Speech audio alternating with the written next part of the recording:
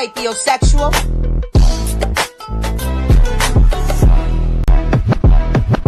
That's all you gotta do, be you.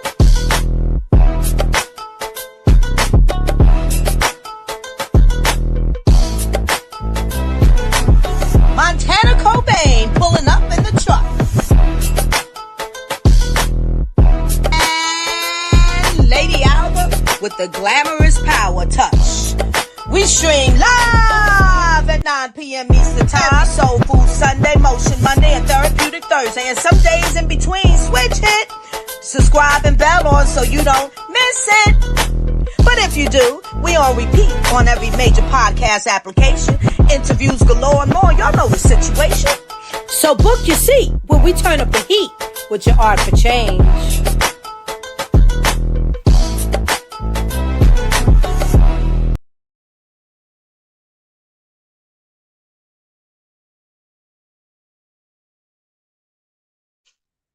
Yes, y'all. And we are live. What's going on, Art Through This and Change Makers? Yes. It's another episode of Art for Change podcast. Today is Take Two Tuesday. Yes, sir. I am your host, Mr. Sapiosexual, and my co-host. You already know it's your boy BU, because that's all you gotta do is BU. Let's get it. Let's get it. Lady Alba, how you doing, Queen? I am good. I'm good. How y'all doing? Blessed and highly favored. Can't complain. All right. Yes, I got a lot to complain about, but I won't, because I'm blessed and highly favored too. Yes, and I'm ma'am. gonna receive that. Hey, look, don't say you complain about nothing. What that shirt say? Get over it. I know that's right. Yes, ma'am. BU, how was your day today, sir? It was good. I was off by like 9 a.m. In the morning? Yeah, we went to the mountains. What time did you go in?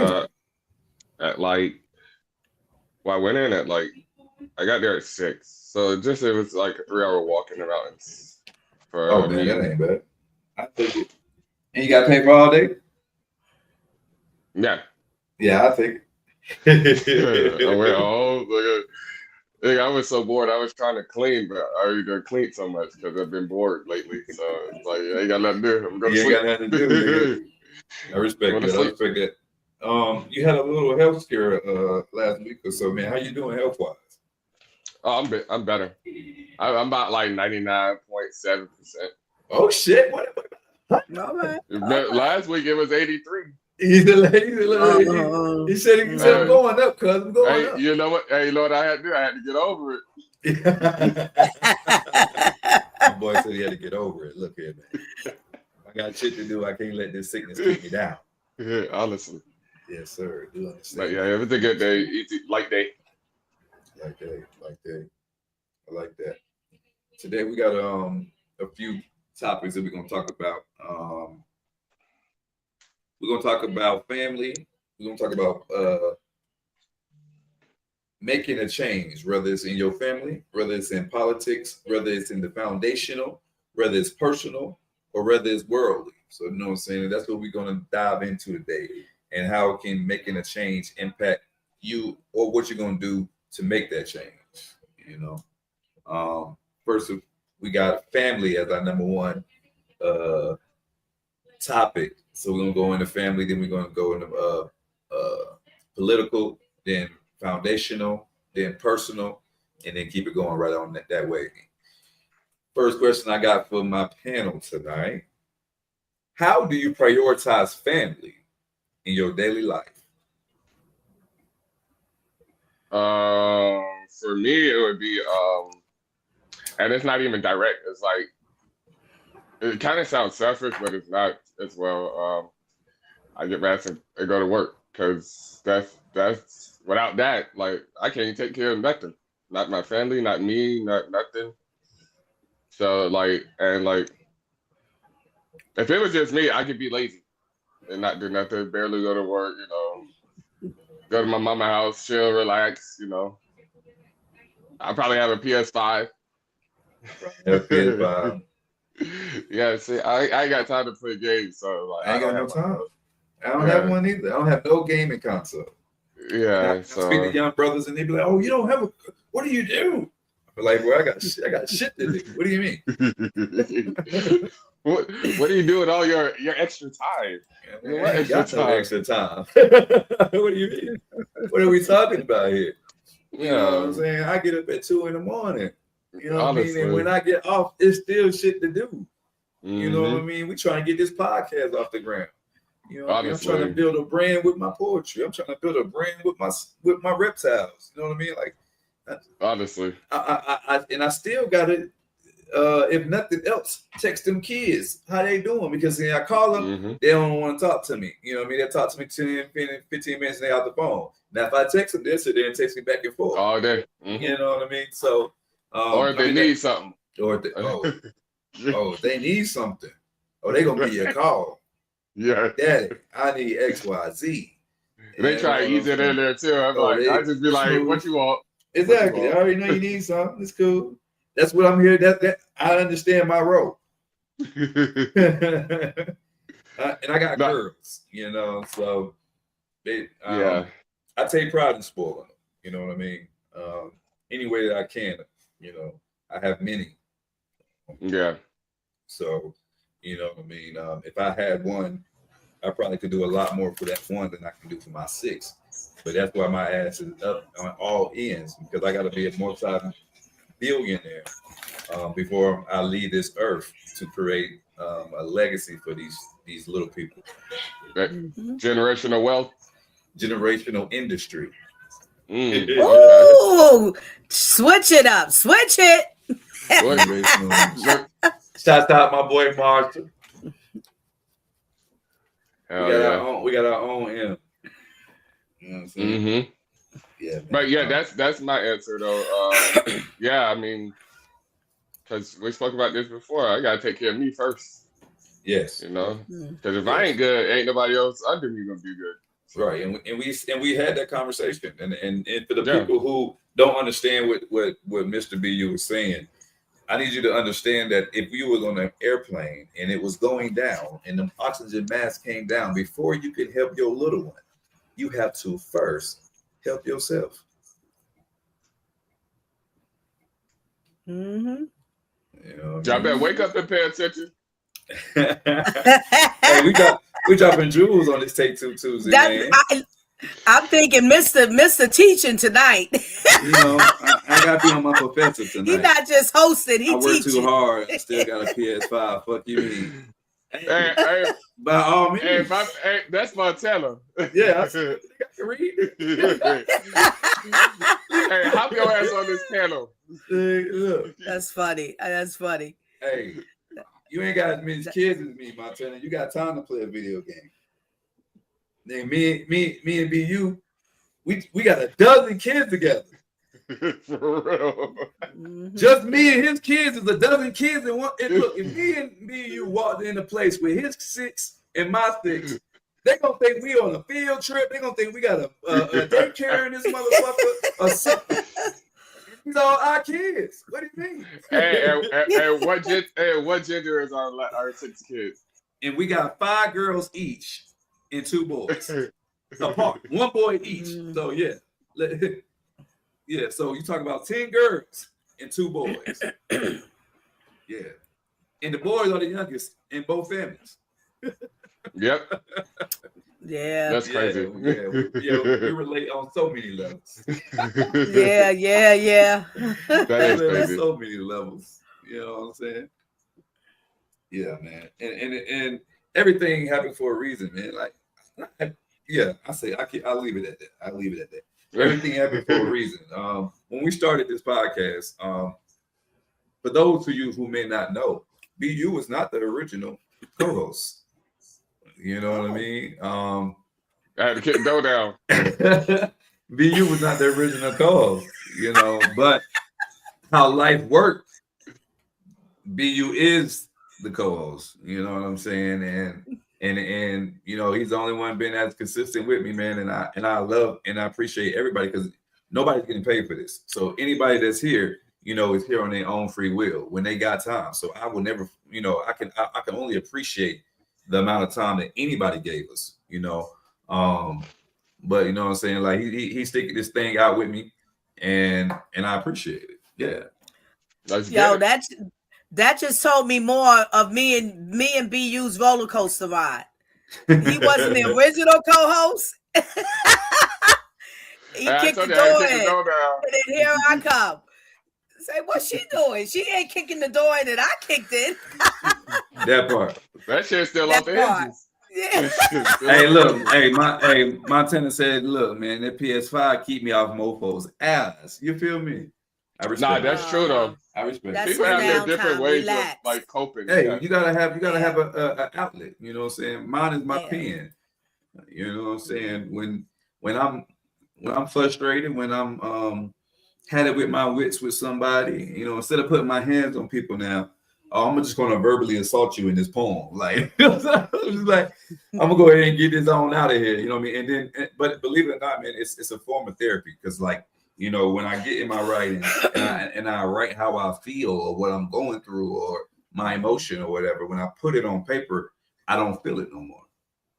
It's like I was able to. Nice.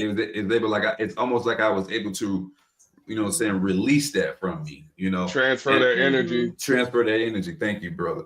And I'm the type of person that I don't like to dwell in negativity. I don't want to dwell in anger or frustration or irritation. Like those are not emotions or state of minds that I want to dwell in.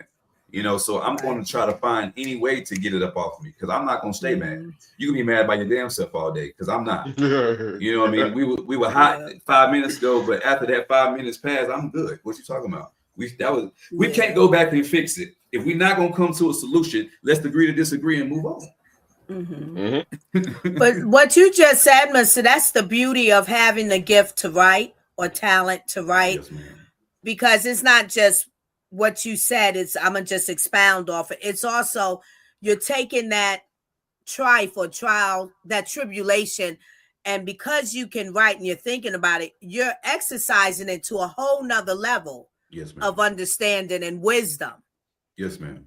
As you're releasing it, which is a good message to somebody else. Because you truly, I've listened to you.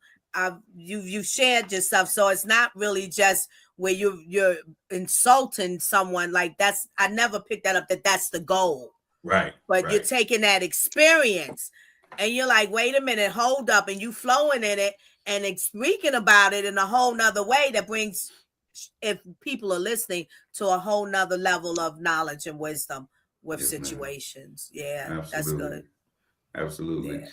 All right, Lady Alba, we're going to ask you the question we asked BU. How do you prioritize family in your daily life? Simple. Family first. Every day, all day. But it gets tweaked. You know, as the children get older, different stages, so the tweak happens. You know, well, you don't need me to sit down with you I don't have to go through your book bag. Right. After maybe once you get to junior high. Why you didn't do your homework? Like what? I'm not going through your book bag. Like, you know, I shouldn't have to do that. That's over. You out of elementary. You know, and then throughout the day, even though I say every day, all day, but throughout the day, the tweak is I need to pull back and do what I need to do to balance myself out so I can still partake in this lovely family that I have. But it's always mind and heart family first, and giving my time room to breathe, myself room to breathe in that space in it. Yeah. I'm a gamer too. I do the games on the phone now. Hey, okay. Yeah, so sometimes, but I was a gamer when games came out. I was in it when Atari hit. So, you know, so, but so sometimes I have to say, though, put the game down, because you can get caught up in it. It is a good relaxation thing.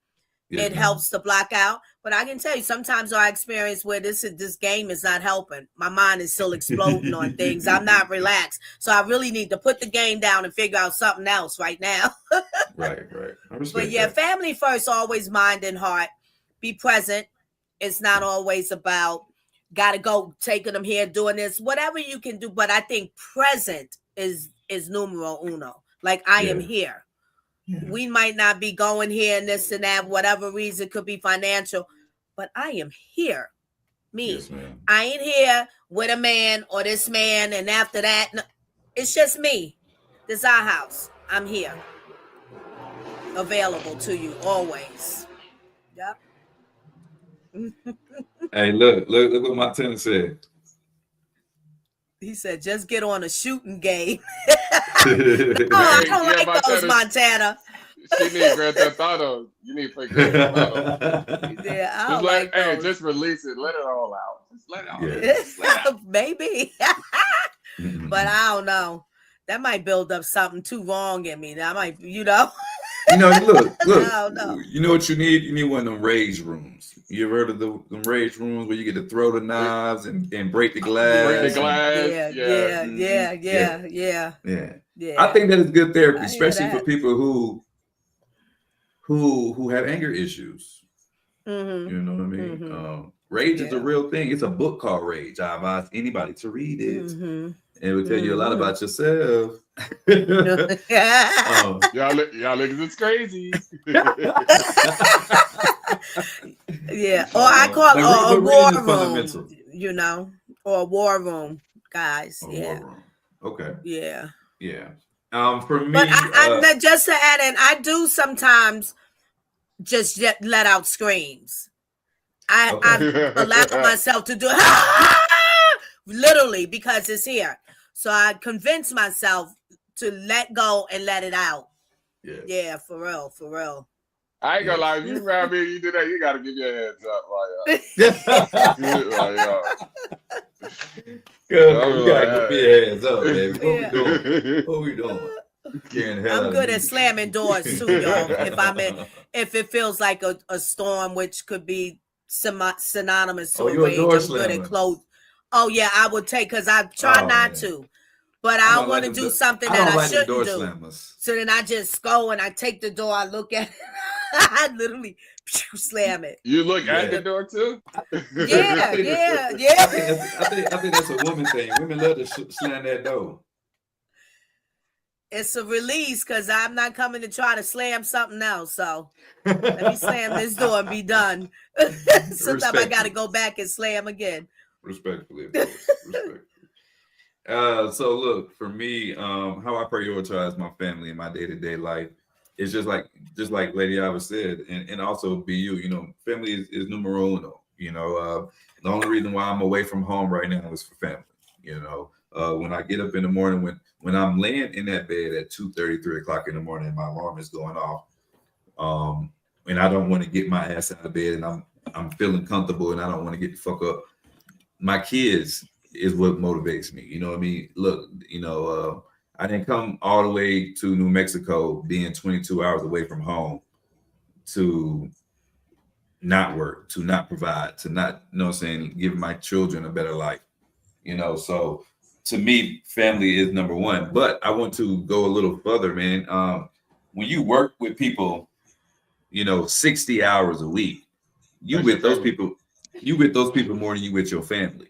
You know, so for me, you know, so those are your work family. You know, so how you treat those people too, you know, is an extension of how you prioritize family on a day-to-day life. You know what I mean? So you with those people more than you with your primary family. So yes, man, those people are just like you said, those people are family too. You got your work family and you got your home family, and both of them is equally important.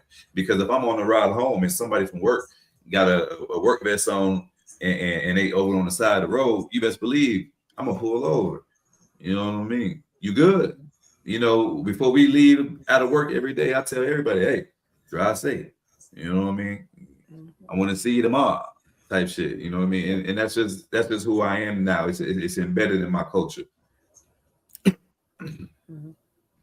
What family traditions do you hold dear, and how do they shape your value? We got a tradition. It's kind of like a family reunion, but it's not. But it's like we always meet, no matter what, the whole family, Thanksgiving, either Thanksgiving or Christmas, the whole family, everybody. And that's a tradition because, you know, especially in the Black culture, we usually only meet unless there's a wedding or a funeral. Mm. You know, there's a death or that. But random days, like we pick random days too throughout the year. Like during the summer, we pick a random day. Everybody meet up, and everybody is from out of state. Well, most of my family live in Florida, but yeah, that's a good tradition yearly, no matter what. Right. And then OG, that's what my grandma called herself, OG. Y'all know my grandma crazy, but OG, and she makes sure she got to be there no matter what, and she let everybody know. I'm the patriarch of the family. She tell all that, all that stuff. Big boss. But yeah, that's my way. I love it. And how does those meetups and those gatherings, how does that help shape your values? It helps you actually not take your family for granted, and it helps you value them even more because you don't see these people all year, and then you don't know. Everybody got a life. Like I got a life, Yes, you got a life. Yes, sir. They're not gonna call you say I'm going through this, but when you're with them right there next to you, it's a little more personal, and different conversations strike rather than I'm fucking 1,000 miles away. It's different over the phone than in person. Everybody catch up, stuff like that. So, and that shapes it, and then that makes you realize, damn, I ain't got it as bad as I thought I did. Could be somebody doing way worse than you. It could be someone doing way worse than you, brother. Absolutely. You ain't said nothing wrong. Mm-hmm. Lady Alva, what family traditions do you hold dear, and how do they shape your values?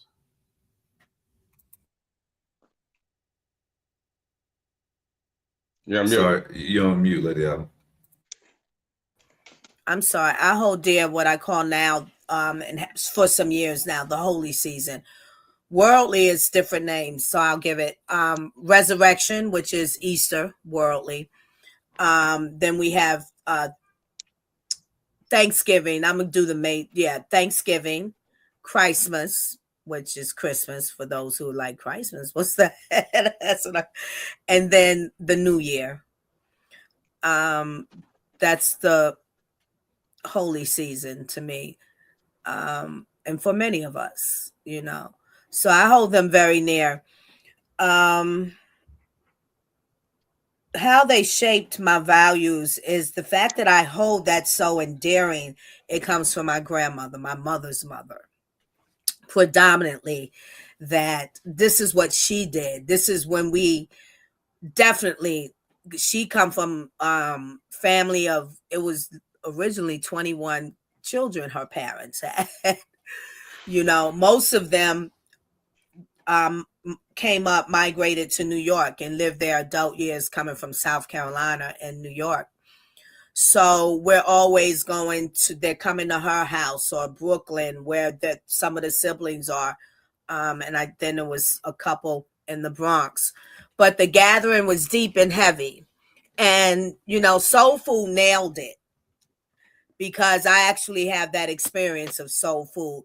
So it was a time where whatever age, when you're a little bit, and then you're seeing all of your elders, cousins and everybody together having a good time and food galore, and you just have that.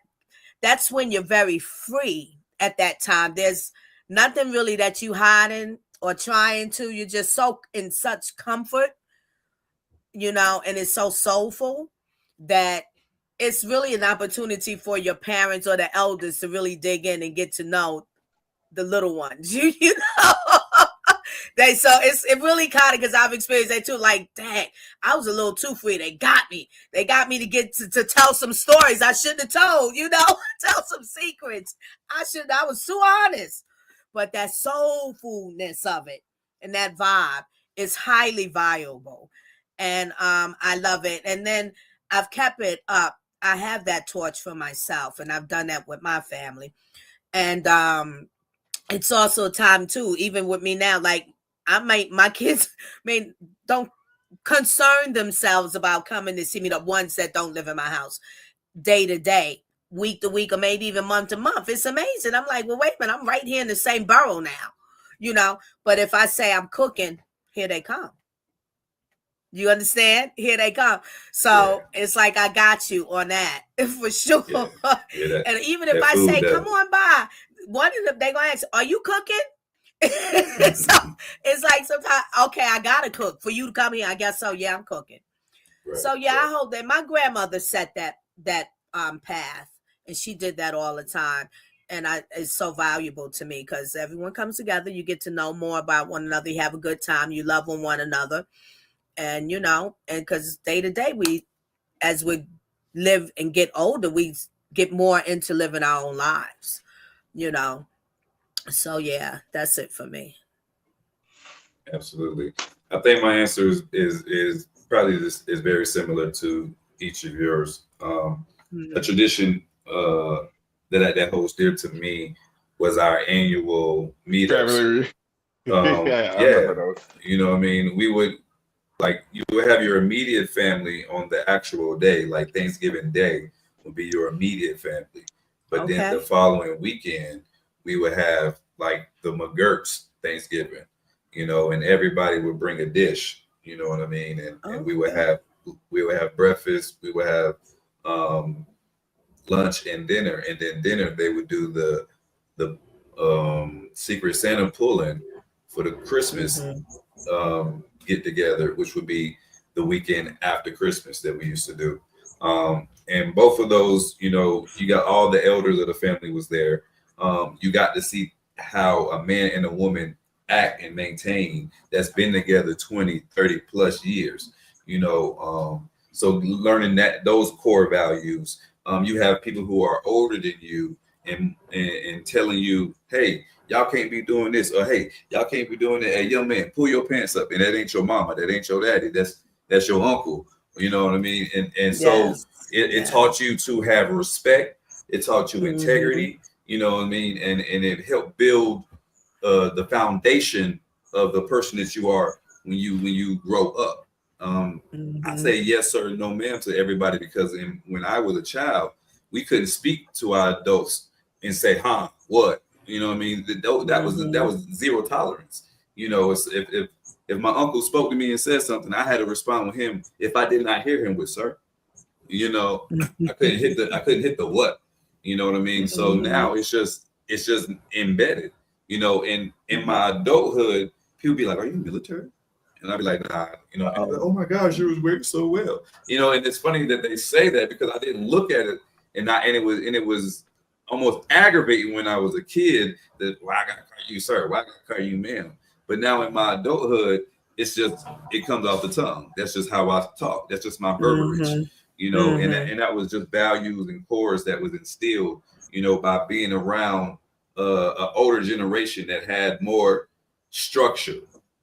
It was really the village raising the family, and we were more close knit. I knew all my cousins by name. Now I don't know half the family. I don't know none of my cousins' offsprings. You know what I mean?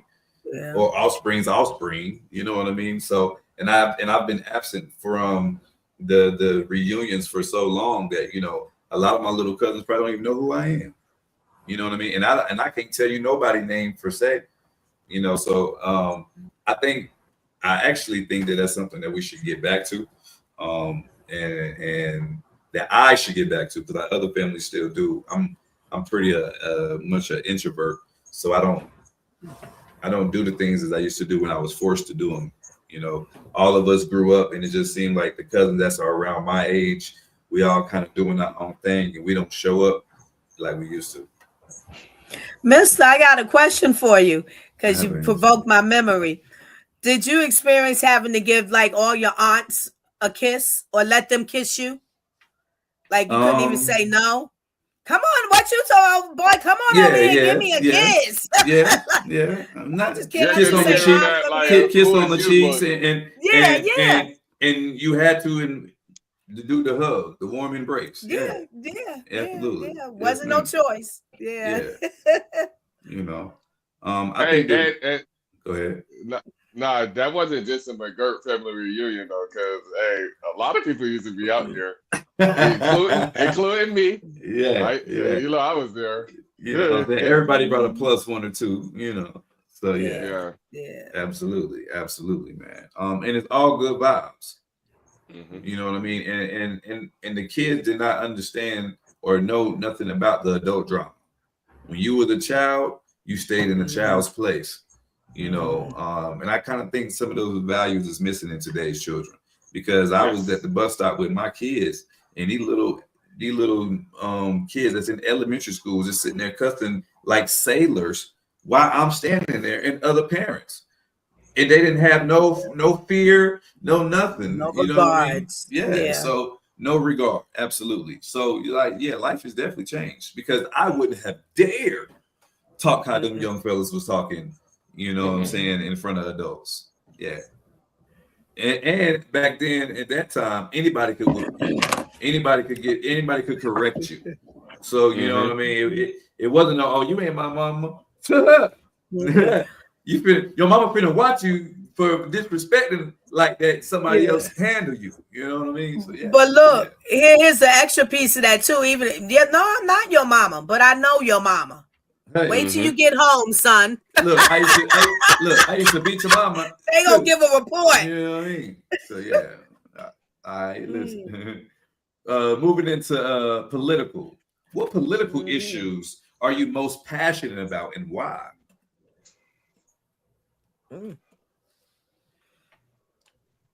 Lady Alva. See, he know it's broad. That's why he passing it to me. That is real broad. So I gotta swiftly think of which one I want to talk about here tonight. Political issues.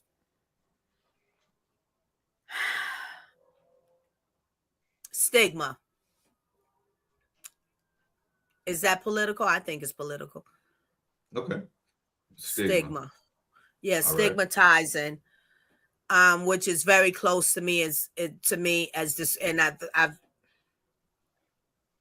other people are talking about it that way. Very synonymous to discrimination. You know, so, and therefore, which even touches racism, and therefore, which even touches prejudices. You know. So yeah, that and it is a political thing, because it's talked about with plenty of organizations, people, even Singularity, myself, one, stand up to talk about it, to stop it. It's across the board in healthcare. It's ridiculous, and it shouldn't be a political issue. It shouldn't even exist, you know, to this depth, but it does. So that's one I'm very, very passionate about, because I think we just need to get to the point to just see ourselves as in our humanity, and let's take care of one another that way. Right. Yeah. I like that answer. Yeah, that's it. I think I answered the whole question. Yep. Yes, ma'am. I think you did. What is the political issue that you're most passionate about, and why, brother? I don't know. Are you Democrat or Republican? I don't have Which a party. one you? Oh. That I said for a reason. All right, so mine. That's my. I want to know why people pick and choose what they are, and like that's always been intriguing to me, actually, because I'm neither, or I just go with whatever fucking makes sense at the time. Or whatever. But that's been the big issue for me, because then, like, I've seen it divide friendships. I lost friends over just because that's why one thing I'll never talk about on here is politics and racism. Anything else, I'm going to fuck off. But you know, I try to light around this shit. But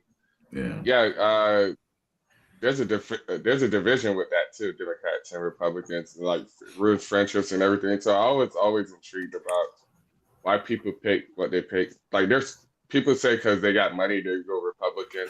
There's more people who are brainwashed that go Republican. It don't benefit them at all just because. But yeah, that's my answer. I respect that, man. I respect that. But you know what I mean, man. I ain't never scared. And I'm a rebel for change. So Hey. with that being said, political issues that it's most passionate about would probably be the systematic disparity. And I guess presently, the political issue that I am passionate about is the authority and the way that our current leader is moving. I think that I feel like he's trying to divide our country. I think he does a lot of things to create like rage bait. And I think he just wants to see division. But I would tell all of us that united we stand, divided we fall. Mm-hmm. Yeah, and that's treading real lightly on the subject. I can feel that. I got the feeling from you, but I don't even want to say nothing behind it. I did not want to get canceled, so that's Listen, I want you can't cancel what God ordained. That's laying there. So I don't want to try to get canceled. That's true. Amen to that. So let's go, BU. You first. Hey, bring it on. How do you engage in your community to influence political change, if any? I don't. I ain't gonna lie to you. I should start. I should start looking to it, but I don't. Right. I don't like go out in the community and like, hey, do this, do that. Right. Maybe I should start. But I mean, I don't. Right. Ooh, I got a good one. We all got to start somewhere, correct? Mm-hmm. Yeah. All right. What you got for me, Lady Alba? Ask the question again. How do you engage with your community to influence political change? Check this out. I just be me. Hey, come back to me again. He said, throw that shit back one more time. Hold on. There you go. Hey, do you? Hey, go ahead. I'm a yield, and then I'll continue when you done. No, I'm good. Yeah, no, but for real, I be me, the part of me that I know I'm a messenger. I'm a one to stand up for correction myself and to stand for correction to those definitely I encounter with. I'm a community person. I'm a people person. Plenty of people in my community know me. And I talk to them. I can go outside and I jive with them, but I have interesting conversations with them. And I be me and deliver messages all the time. And sometimes even in the supermarket when I'm shopping with the cashier that's checking me out. Here's an example. We have this new bag system, right? That we pay for the bags to put our merchandise in. Never was like that. And for those of y'all that don't come from the generation I come from, and then when you go shopping, you're getting a bag. You don't have to ask. So it doesn't matter whether you're walking, shopping cart, or you're getting in your car because it's in the parking lot, wherever. Your merchandise goes into a bag. You never have to ask. And you didn't pay for it. If you did pay for it, it was already incorporated into the hidden fees, maybe within the merchandise. Who knew? Because that's how sales works, But anyhow, so today is different, right? Because recycling. So now we're paying for bags, and you have a lot of cashiers. They don't just give you a bag. I've literally waited on all this stuff I got. And I'm looking at it, I'm like, can I get it in the bag, please? Oh, you didn't ask for a bag, miss. I have to ask for a bag? I just literally told this lady, I says, no, I think you should ask me what I like a bag. Well, she says, well, how did she say that we pay for bags now and blah, blah. I said, miss, I come from the old school, traditional. And I don't mind that. Some ways about me, well, I'll stay right there. And I made a statement. I pick and choose my battles. She said, a battle? It's not bad. I said, sure, you got good and bad battles. And I pick and choose which one I'm going to pour energy into. And this one right here, I'm not doing that. You're the salesperson or the cashier. I have merchandise. You should ask me if I need a bag, being that you're buying into this new system. So I don't let the system manipulate me like that. So I let her know. So hopefully, and I'm just saying what the message is and what I think is meaningful. Not trying to disgrace her or anything. It's also a teaching moment. If you will receive it, please and thank you. But you have a job to do. I'm the consumer. I come in the store. Nobody asks me what I want to buy. I come in and choose what I want to buy. Your job is to check me out and ask me things that I might need that the store provides based upon my checkout. Because what happened was, and why I had to delve into that, because I purchased already for my merchandise. And then after that, she says, I says, can I get a bag? That's when she said, you didn't ask for a bag. No. So see, you should have asked me, and that could have been under one sale. Now I got to swipe again. So I went into the dialogue with her about that, So being the freedom fighter, I call myself nowadays the messenger and this and that. And, and whatever I speak, I apply it to myself because I'm speaking to myself first. So I'm going to uphold to my word. And that doesn't mean I don't stumble in it, but I'm aware when I stumble in it because I'm going to uphold to my word. So, yeah, that's it for me. You ever had to put your hands on anybody? Yeah. Unfortunately, yeah. Okay. Unfortunately, yeah. I can see it. Yeah, unfortunately, yeah. I gotta look to support just that. What I'm saying to me today, when how old was I? I think I was still a teenager. Yeah, I was a teenager, and my mother, I'm with her. She in the supermarket shopping, and this cashier was checking her out, and the conveyor belt that moves. But for some reason, she was putting extra energy into each item that would move by itself on a conveyor belt. She was sliding it down. So I'm noticing my mother asking some of the delicate produce or food items, Miss, could you not slide my stuff down like that? She didn't respond, but she's still doing it. So I said, I don't know what I called at that time. I can tell you how I saw her at that time. My mindset, some young white girl playing games. So I said, did you hear what my mother asked you? Because now it's eggs and bread. And she looked, so what do you, I said, you do it again. You're going to see what you're going to get. I picked up my mother had maybe the 150 roll of aluminum foil. Reynolds, heavy duty. I picked it up and started beating her. Didn't I tell you with the foil? People like you. The manager had this was a store in Queens somewhere where I was a teenager. My mother's like, oh my gosh, Ellen, stop. I said, she didn't listen. Yeah, so that, that's just a story because you asked me. Yeah. But now I know how to deliver the message differently. Yeah, that's it. All right. All right, what about Mr.? Okay, so I don't know how we went there, but the question was, how do you engage with your community to influence political change? For me, anybody that's an influence when you're beating somebody up on with the foil. I'm influencing her. Don't do it to another customer.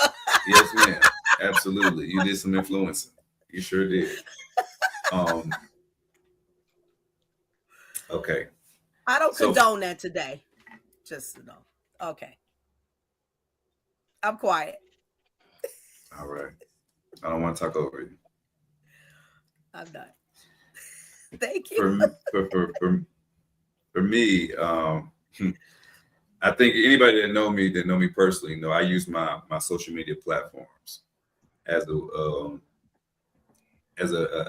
way of information. If you come to my page, you're not going to see, me share booty shaking videos or funny content. I don't really share too much of that. When you come to my page is almost like the news. You're going to learn something when you come to my page because everything I'm sharing is informative. Everything I'm saying, everything I'm sharing is to create some type of spark in someone's mind. Even if it's something for them to challenge, even if it's something for them to do their own research, but my page is always putting out some type of political content or, bringing awareness to something. If I see that, a child is missing, I'm sharing it. If I see that there's something going on in the community, I'm sharing it. So that's ways that I give back. And also this platform, anytime that is any type of injustice going on, we talk about it, and we bring it to the forefront. I'm a spoken word poet. If you listen to a lot of my poetry is political. A lot of my poetry is about, speaking against indifference and the injustice. So, like I said, I'm a rebel with a cause, so, and my cause is a positive change. In any way that I can effectively do that, I'm going to do that. Yes, ma'am. So that's the way that I engage with the community to influence political change. Foundational. What foundational beliefs guide your decision making, Lady Alvin? What foundational beliefs guides my decision making? The foundation of God's word, God's knowledge and wisdom guides my decision making. Okay, yes, ma'am. What about you, BU? I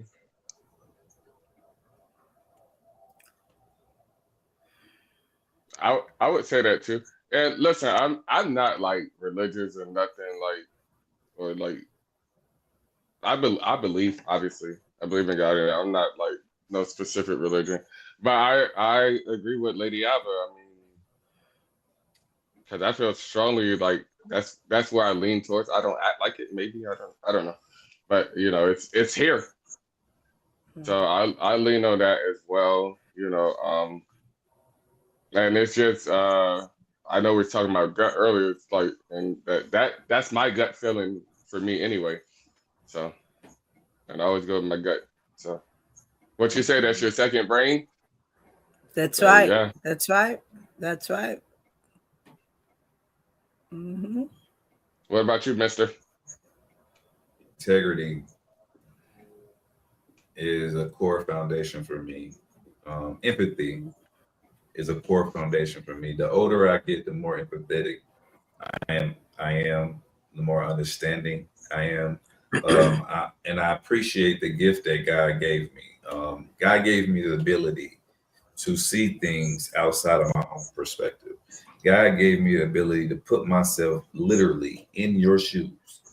You know what I mean? And when he does that, it allows me to see things from another point of view that maybe I didn't see before. So so with that ability, I can't judge anyone because because a lot of us don't know what we would do in someone else's shoes. Can I say that you made a bad decision? Of course, we all human. We all can say someone made a bad decision. Can I tell you that I can disagree with the choice that you made? Absolutely, I can tell you I can disagree with the choice that you made. But I can't tell you, and you will never hear me tell you that you're wrong from your perspective. You know what I mean? Like I can tell you that I disagree with that, or I wouldn't do this, or I don't think it's all I because I can't tell someone else how to live their life. You know what I mean? And only thing that I can do is be an example. So I just try to have integrity, which is doing the right thing even when no one is looking, and be empathetic to people in situations and understand that I may not understand, Honestly, know what I real mean? shit. Honestly. I have a question for you, mister. Yes, ma'am. So you can't tell someone that they're wrong. What about as a parent? From their perspective is what I said.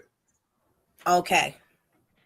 So I can't explain. okay, so explain okay, more so then. look, so okay, let me give you so me and my girl is having a conversation, right? And she telling me that I did X, Y, Z, this, that, and the third, and it made her feel this, that, and the third. I can't tell her that she don't feel that way. I can't tell her that from her perspective that that's not what I did, even though I know that that's not what I did, even though that was not my intentions, even though maybe I don't think she does feel that way, but I can't say that. If that's her truth, that is her truth. Who am I to tell you that your truth isn't true? Okay. I got it. So I can't tell you that you're wrong from your perspective. Yep. I'm not looking at your lens. I'm not looking with your lenses. I'm not looking from your view. So who am I to tell you that you're wrong? Have I ever been there? Did I look at it the way that you looked at it? Do I understand the way that you think? Was I taught the way that you was taught? Was I had the same upbringing that you had? So how can I say that you're wrong? If everything that you've been taught, if all the fibers have told you if 2 and 2 is 4, who am I to tell you that 2 and 2 is 6? Because I was taught that 2 and 2 is 6. You know what I mean? So that's what I'm saying. Like, I can never tell nobody that they're wrong from their perspective. I can say, hey, man, if it was me, I wouldn't have done that. Or if you ask me, can you say there's an error in your perspective? No, or there may be. No. That's just no. I can't tell somebody it's an error in their perspective. That's the same thing as me telling them that's their perspective. How you gonna tell me it's an error in my perspective and you don't even know where I'm coming from? Maybe a glitch. How about if you use the word a glitch? I can't say that there's nothing in your perspective. I can just say that from your perspective. I can just say that I don't agree. That's all I can do, and I can, and at the end of the day, I have to agree to disagree. You know what I mean, and move on. It says if you have a quarrel with your brother, he go to the west and you go to the east. It don't say that y'all supposed to harsh it out. The Bible says get angry, but sin not. So it's like I can't say even if you harm me, even if you do me wrong, I still gotta be like, okay. From whatever reason you felt like you had to do me like that. Forgive you. I don't understand it, but I understand that I don't understand, and that's enough for me. We two different people. I would have never crossed you that way. I would have never done you like that. But now I know that that's how you move. So now it's on me on how I want to deal with you moving further. You know what I mean? Now, if I gotta create some distance and love you from a distance, so be it. You know what I mean? But you can't never get that same energy from me if you did me a certain type of way. You know what I mean? If my energy was off with you, then I just need to be in a different place where my energy is more profound. Iron sharpen iron. When I'm around dull people and I'm sharp and I'm around dull people, the more I bring my sharpness to someone who is dull, what happens? I become dull. Get dull. Yeah. I become dull. So the only way so the only way I can sharpen my tools, amen. So the only way to sharpen my tools is to find me some more knives. I gotta find me some more steel. I gotta find me some more motherfuckers cut from the same cloth as me. I gotta find my tribe. We could agree to disagree. I don't understand from your perspectives. Yeah. So if I'm not going to tell you that you're wrong from your perspective, I just gotta distance myself from that perspective because I disagree with it. I understand what you're saying, but you gave me something you gave me some work to do. No, for real, you gave me some work to do. Thank you. Yes, ma'am. Yes, ma'am. All right. Next question is hold on before we do that. Montana, you just gonna creep up in the building, man. What's going on, Montana Cobain? What's going on? What's going on, my peoples? What's happening? Hey, Montana. Since you're here, my brother. Do I? Since you're here, my brother. What foundational beliefs guide your decision making? Do or drink? No, I. what foundational beliefs guides my decision making? My belief in God and Christ. Like I can do all things through He who strengthens me. Mm. Amen. You know what I mean? So it's like that played a major impact on my decision making. You know, whether it be, it might be a task where I'm like, man, I can't do this shit, or you know what I'm saying? I might fail, but then I gotta remember I got big standards on my side. So Okay. he's gonna make a way out of no way. So I'm gonna try it. I'm gonna go for it. And yeah, that's pretty much it right there. Yes, sir. Because faith with size of mustard seeds can move mountains. Yes, sir. Amen. Yes. Next question I have for the collective. How has your upbringing influenced your current world view? How has your upbringing influenced your current world view? We'll go with you, be you first.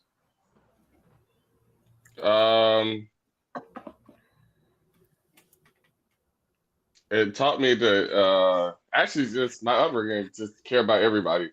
So you see what's going on with the world with everywhere, Venezuela, everywhere. So and it's sad, like we live okay lives, and then to look across the seas and see not even that, you can look down the street and see people like you ain't even got to go far. I could go down the street and see people struggling right now. So and that comes back to the political stage, and people have choices that they don't take advantage of as well. Well, all of us do actually. But my upbringing taught me to care about everybody. Like I didn't really know what racism was. Well, other than like learning about it. Like I didn't learn it from my family. I seen it, but we had a black family, so black love is strong. So we had different races around and stuff like that too as well. But and that's military background as well, so it's gonna be like that. So that built structure for me as well. But yeah, that's yeah. Mm-hmm. Yeah.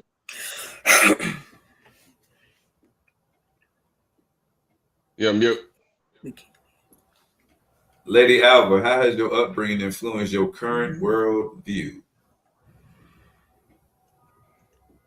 My upbringing has influenced my current worldview, and it just hasn't gotten to the point of influence my current. It influenced everything about me.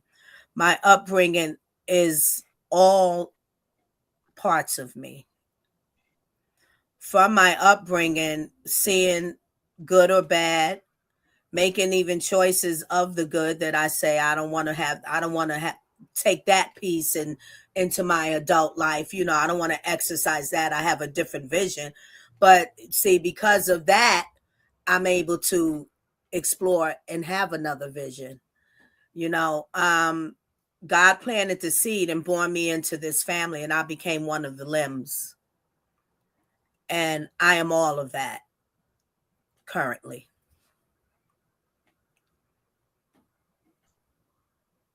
All right. Thank you. Mm-hmm. Cobain, how has your upbringing influenced your current world view, my brother? It's got me looking at the world like this shit fucked up. Because I was raised by my grandparents. So I was raised on a lot of old school traditions and a lot of Southern hospitality, you know what I'm saying, with Pops being from Florida and my mama from Alabama. So I was really raised on that deep South love and upbringing, spare the rod, sport the child type thing, and do right by thy neighbor and all that crap. So when I look at the world today and see what's going on and see how people are living, like I try to adapt to the new, but it's I ain't gonna say I try to adapt to the new. I try to be as open minded as I can. Trying to see why certain people do certain things and see their reasoning for why they move like this or act like this or live like that. But in the end all be all, I just don't get it. I don't understand. You know what I'm saying? Like, like our conversation that we was having yesterday on the last podcast about, men and princess treatment and shit like that. Like my upbringing, look at that shit like, but what the fuck wrong with you? So my upbringing plays a big part of how I look at the world, and I just at the end of the day, this shit fucked up. It ain't the same. Absolutely. My upbringing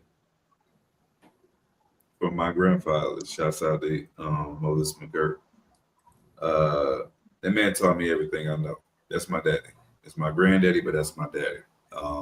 My biological father, he didn't have the courage.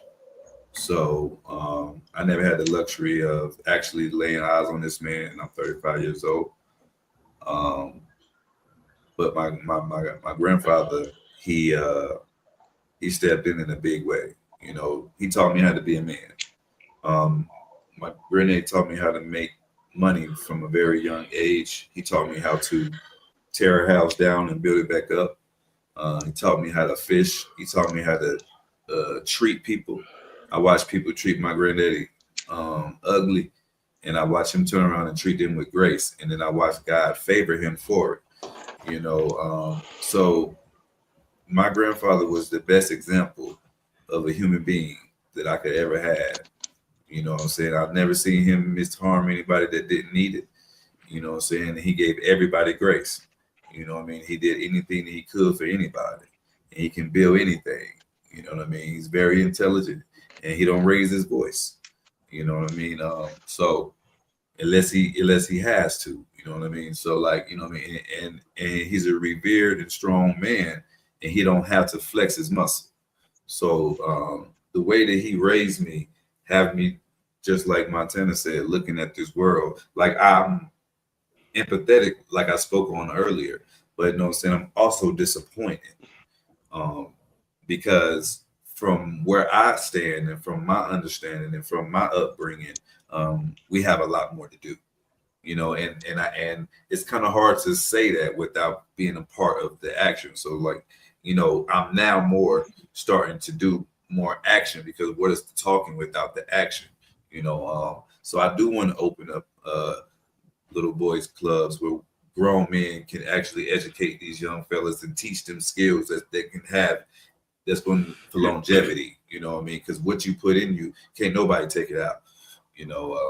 So knowledge is power, and power is the key. And you know what I'm saying? I'm in a position now that I want to open up doors to destinies.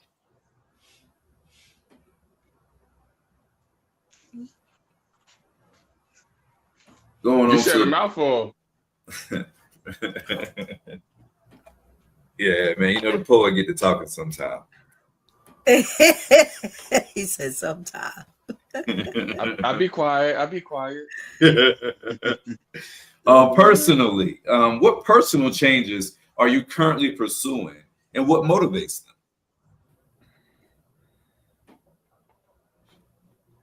What is the current change? Go ahead. Focusing more on my health. Like,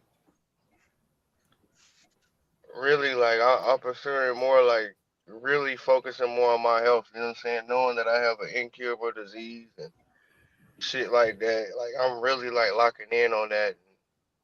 I want to get a gym membership. You know what I'm saying? I do at-home workouts and stuff like that, but I want to actually start going to a gym, you know what I'm saying, hitting the weights or hitting the treadmill, stuff like that, because I'm getting closer to an age now where, you know what I'm saying, more health problems are to occur just to age, not even to negligence, just to age. Yes, so, I want to be, you know what I'm saying, with me having kids later on in life and stuff like that, like, I want to still be, I think when my youngest turns 18, I'll be in my 50s. So, right. You know what I'm saying? I don't want to be that 50-year-old father who's, you know what I'm saying, no disrespect to nobody else, but that's limping around. I can't throw the ball with him. You know what I'm saying? Stuff like that. So, I'm really like Mhm. keying in on my health and stuff like that. That's a personal change for me that I'm really focusing on. Absolutely, absolutely. Good answer. I appreciate you for answering Mhm. that. Lady Alva, what is a personal change that you're currently pursuing, and what motivates that change? Personal change I'm currently pursuing is that if I'm on a roller coaster, I chose to be on it to entertain myself and have fun. All right. Amen. I Yeah. like that. Why am I pursuing that? Because I've had enough of the unjoyful roller coaster rides. Yes, ma'am. Yes, ma'am. Be you. What you got for me, brother? Mine would be probably. I think I want to start back my pressure washer business actually, or like um find something that's like at home, like what motivates that is like being with my family, but find something close at home actually, and back in Florida, Mhm. which I can do that if I do my pressure washer business again.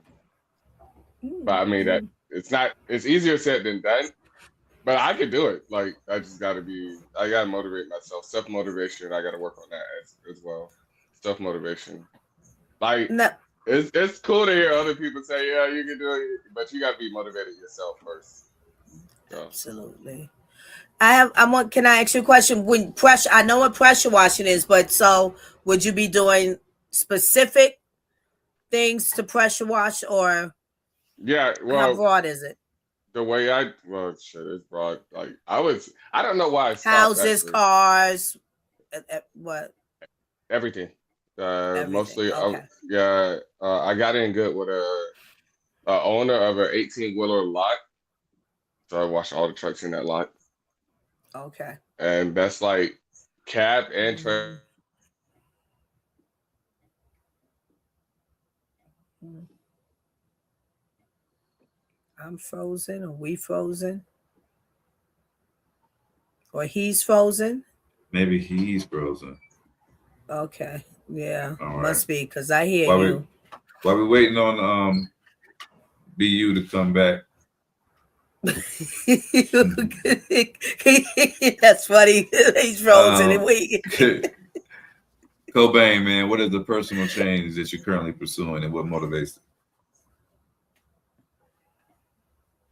Oh, you said your health. You said your health. My bad, brother. You said it first. Yeah. It's So it's on you. my. So it's on me. Yes. For me, man, the change that I'm currently pursuing is maximizing my fullest potential. Why is he still in the game? That's probably my change that I want to make this year It's is to going 11 o'clock maximize at my night. fullest potential. Mm-hmm. Mm-hmm. I wanna do everything that I'm capable of doing. You know, Mm-hmm. I'm capable of so much more. And sometimes I allow procrastination to get in the way of that. Mm-hmm.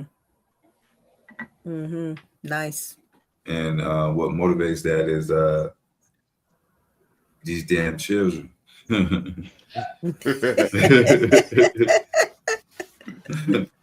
know what I'm saying?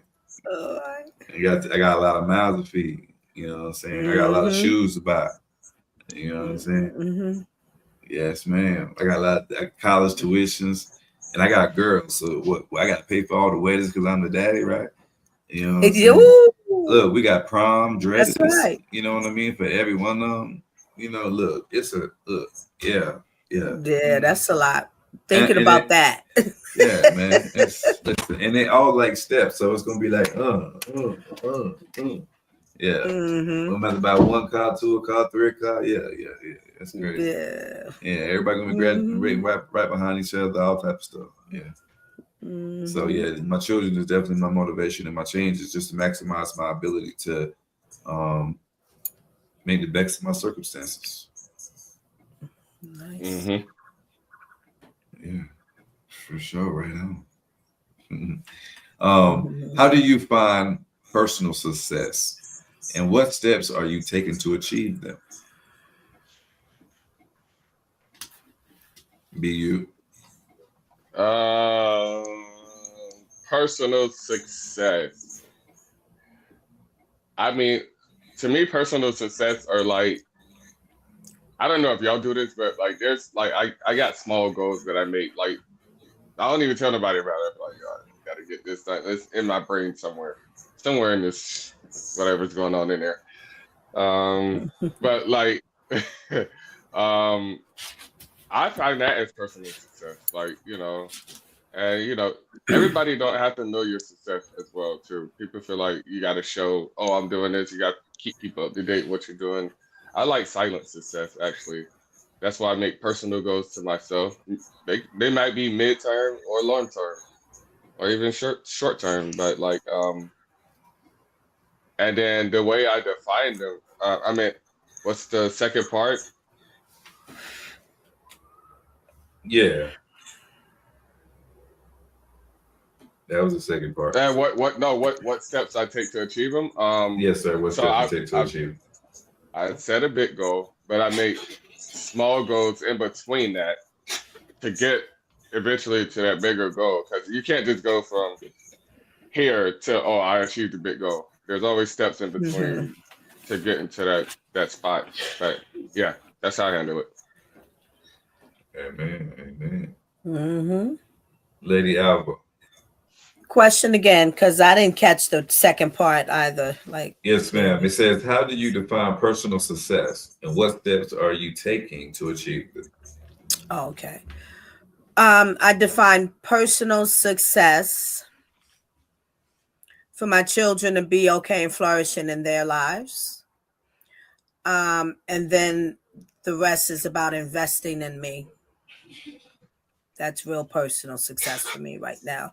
Investing in me and what I have to give, invest in it and rock on with it and do it. Still I forgot. I must be getting tired. The second, and what was the second part The again? steps. The steps. The steps. Well, see, when I say things like, if I'm on a roller coaster, then I'm on it because I choose it and I'm on it to enjoy it and entertain myself. So if I'm on a roller coaster and it's not because of that, that's the steps I'm taking to get there. I cannot be on a roller coaster where it's not by my choice solely and where it's enjoyment and entertainment, because it's such a distraction. It's so exhausting. It takes so much away from me.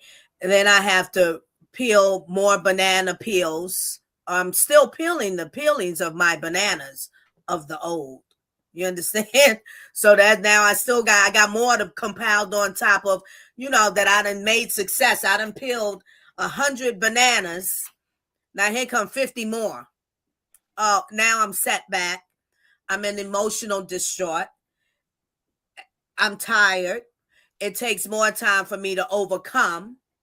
So that's why. And those are the steps I'm taking to really be, I guess, introverted within myself, to really be closer to God.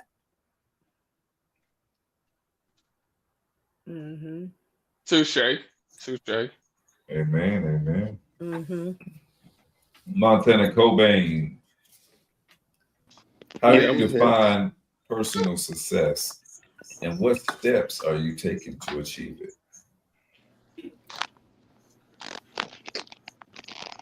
The way I define personal success is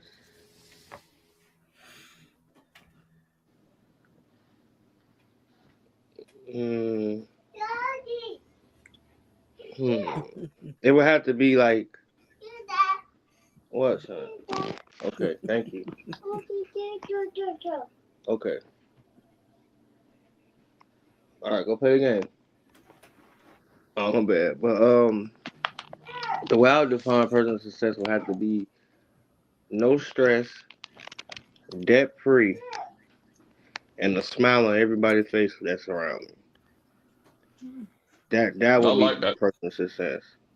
Like, I'm not stressing about anything. I ain't worried about no bill collectors calling. My kids straight, the lady straight. That's my perfect success. I could give a damn about being a billionaire. Of course, I want to be a millionaire, but you know what I'm saying. I'm okay with being a thousandaire. You know what I'm saying? Me too. I never heard that. I like that. I'm okay Yeah, with me that. You too. know what I mean? Like as long as I'm living A comfortably, thousandaire. you know what I'm saying. As long as I'm living comfortably Mm. and everything is taken care of and nobody around me wants for anything, I'm I'm happy. I'm at peace. Hmm. You know what I'm saying? Like I'm not gonna, like I said again. Of course, I would love to be a millionaire. I would love it, but I'm okay with being a thousandaire. Don't let that go over your head. Hmm. Thousandaire. Hell yeah. Respectfully. um, how do I define personal success and what steps do I take to achieve it? Personal success for me will be like a perfect balance between career fulfillment, excuse me, and my personal happiness. Um, and I'm still Montana. I like that too. That makes a lot of sense. Everybody around me happy. Like my immediate circle, you know what I'm saying? Everyone else is happy as well. To me, that would be the ultimate success. And it doesn't have to be a dollar value on that. It's just that whatever career that I am in, you know what I'm saying, I'm successful in it, you know, and it's able to um, make a living for me and mine. And the steps that I take to achieve that is just like BU said, we take small goals to get to big goals. Mm-hmm. Worldly. Now we got the worldly topic. What is a global issue that you feel most compelled to address and why?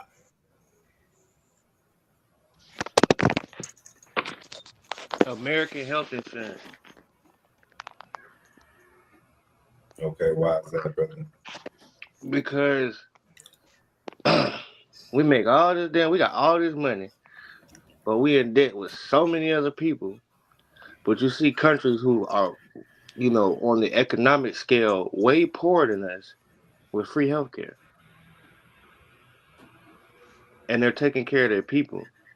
But over here, we getting $80,000 goddamn the hospital bills, $10,000 EMS rides and stuff like that. But it's like, how in the hell are we supposed to be the successors of a successful country, but we're charging people for stuff that should be free? You know, I mean, that may not be global. That might just be, you know, well, no, it kind of is global because it Yeah. intertwines with other countries and stuff like that. You know what I'm saying? Like, just like, you know, people will go out of the country to get their teeth fixed and pay way less. You know what I'm saying? Get And just we as do good right here in the country. dentistry. You know what I'm saying? Just get just as good dentistry as they can get around the corner with Dr. Samuel, who's gonna charge you an arm and a leg and a kidney. You know, and you can go down, you know, the DR or wherever, and the price will be a tenth of what you might pay over here. That's crazy. That's crazy to me. Mm. No, I agree. Just to piggyback off that, I want to say, included with that, that causes homelessness too. Um, Mm. that healthcare shit and everything, like, you know, and then that you got mentally ill people on the streets because they can't afford the healthcare. Now they're homeless and going crazy. Facts. So yeah, just to piggyback off that, that's my answer though.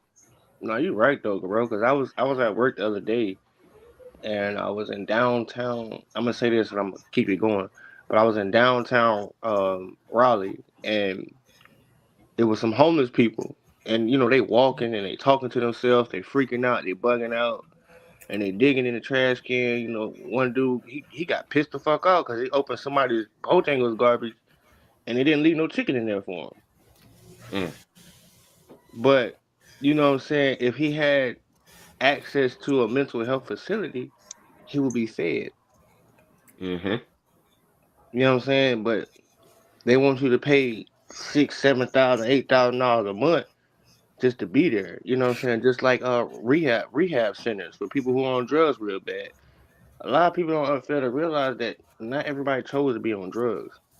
Mm-hmm. Sometimes it might have got slipped to them. Somebody might have went to a party. Somebody might put something in their drink.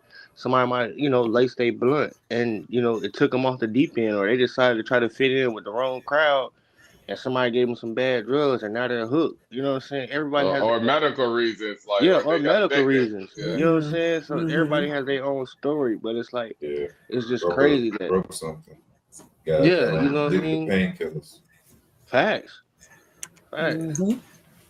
But that's all I had to say about that. Go ahead, Lady Alba. Hit me with the question again. Yes, ma'am. The question is, what global issue, yes, and why?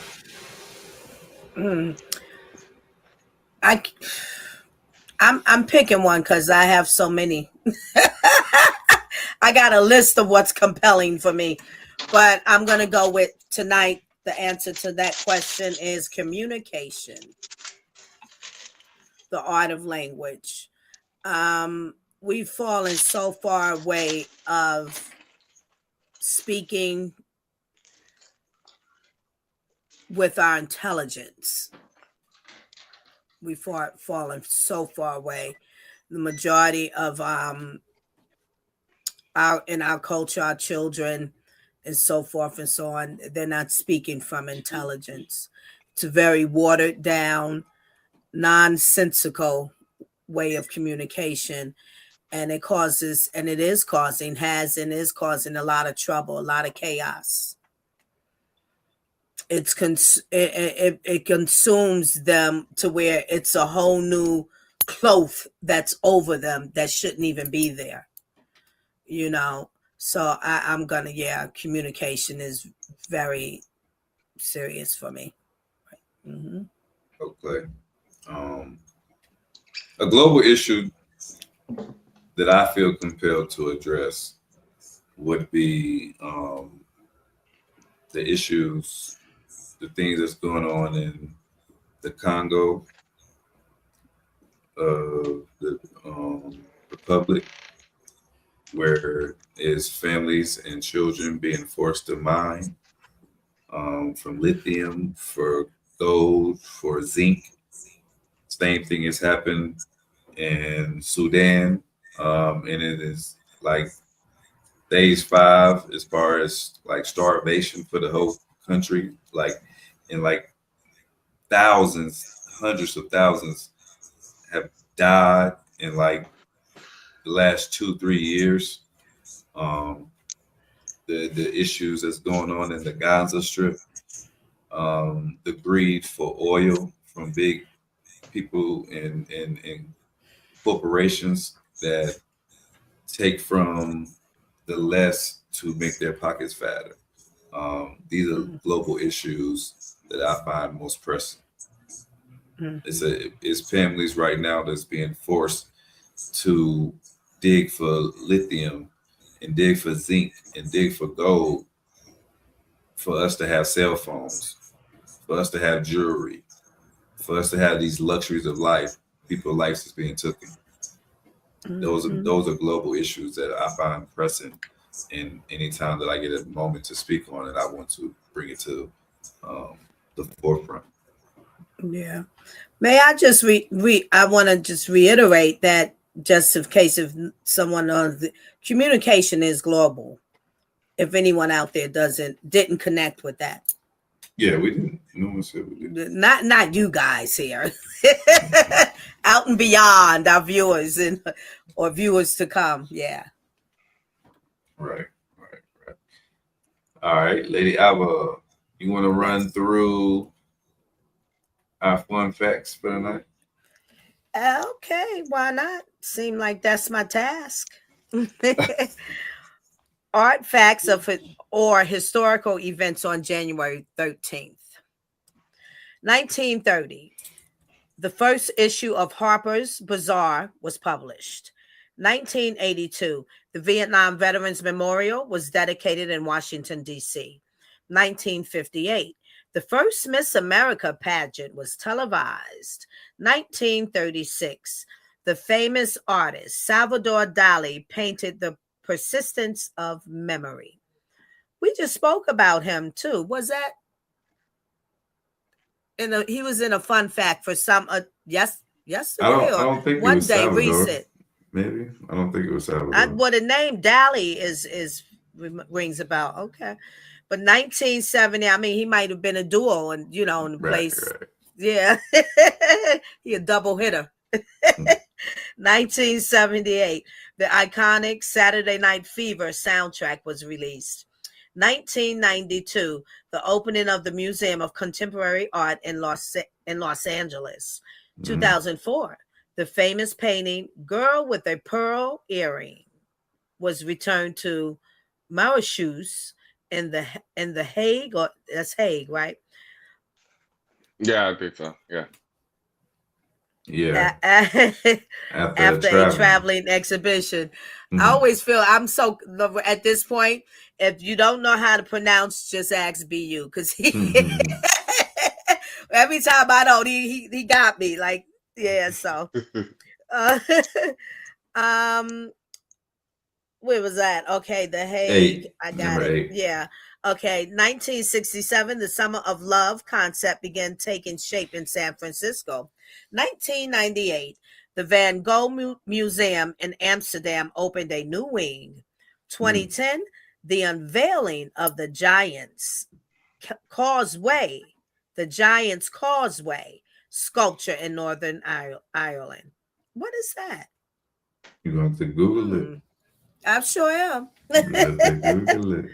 Celebrity birthdays, Lady Alva. Yes, sir. Celebrity birthdays on January 13th, 2026. Liam Hemsworth, born 1990, an Australian actor known for his roles in the Hunger Games series and The Last Song. He gained his fame for his performances and relationships in the public eye. Kate Middleton, born 1982, the Duchess of Cambridge, known for her charitable work and role in the British royal family. She has been influential in promoting mental health awareness and early childhood development. Patrick Dempsey, born 1966, an American actor famous for his role as Dr. Derek Shepherd on Grey's Anatomy. Dempsey has also pursued a career in motorsports. Julia Louis-Dreyfus, born 1961, an acclaimed American actress and comedian celebrated for her roles in Seinfeld and Veep, for which she has won multiple Emmy Awards. Orlando Bloom, born 1977, a British actor known for his roles in The Lord of Rings and Pirates of the Caribbean franchises, as well as his advocacy for environmental issues.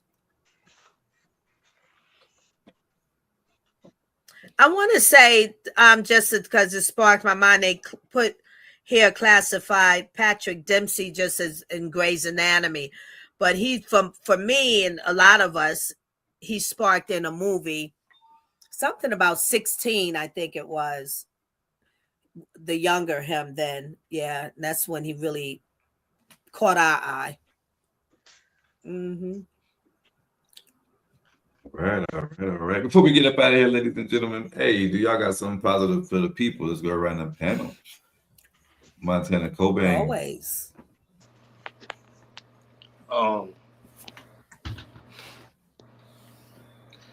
Chin up, chest out. No matter what life throws at you, you get through it. Yes, y'all. Be you. What did I hear today? I heard this somewhere today. What was it? The best apology is change behavior. Best it how you want apology is change behavior. I love it. What you got for me, Lady Alva? Don't box me in. Receive the message. I like it. I like it. Thank you, ladies and gentlemen, for locking in with us. We appreciate you all through this and change makers, man. This has been another episode of Art for Change. Yes, yes, yes, y'all. Hey, look, don't forget to like, subscribe, and tell a friend to lock in with Art for Change. We go live on Mondays, on Thursdays, and on Sundays at 9 p.m. and sometime in between, like we are today. So you never know, man. We always have artists come in and check in with us and professionals. So you never know who we're going to have in the building, man. So this is why hit that bell and tell a friend, man. Art for Change is in now, y'all. Yes, yes. But until next time, don't forget to go to our highlight section in our Instagram page, the official Art for Change podcast. If you go to our Instagram page in the highlight section, we got some discounts for you. If you go to Molly B's in our highlight section, if you go to take you straight to her website, Molly B's has artisan cookies. They come straight to your door within 2 to 3 days. They are very inexpensive. And on top of that, you get a 10% discount on the entire website. And they are delicious. Hey, you heard it here first. Also, you got Old Glory. If you're the type of person like graphic tees, just like this one right here, Old Glory got over 30,000 different items on their website. And you get everything on the entire website for 15% off. Just make sure Art for Change is in the promo. The same with Molly B's. And also, you got to wash some cookies down with something. So you might as well get you some Patriot water. They got oxidated water. They come in 32 ounce bottles. They come straight to your door. Fast delivery. Listen, crystal clear water, baby. 10% off the entire website. Just make sure Art for Change is in your promo. But before we get out of here, man, listen, we all have the power to spark change.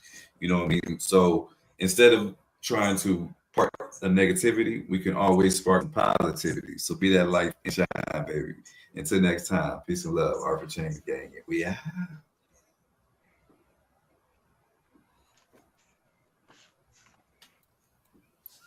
Thug life.